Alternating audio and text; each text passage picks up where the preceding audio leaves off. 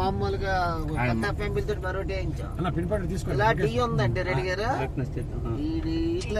ఇట్లెట్స్ ఉన్నాయి కదా చెట్లు, అలాగే అందులో టీ ఉందో 3 ఎకరాలు మధ్యలో ఇదే ఈ ఈక్లెట్స్.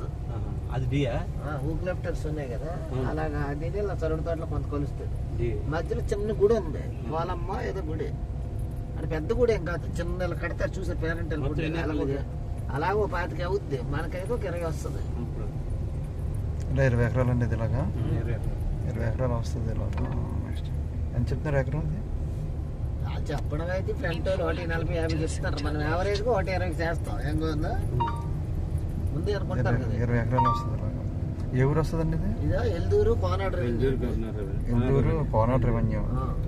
ఎల్దూరు hamlet of village revenue Konada. ఎక్కడి నుంచి ఇటు పెరుగుద్ది, ఆ సరుడు తోట ఉంది కదా, అలా రైట్ పెరుగుద్ది.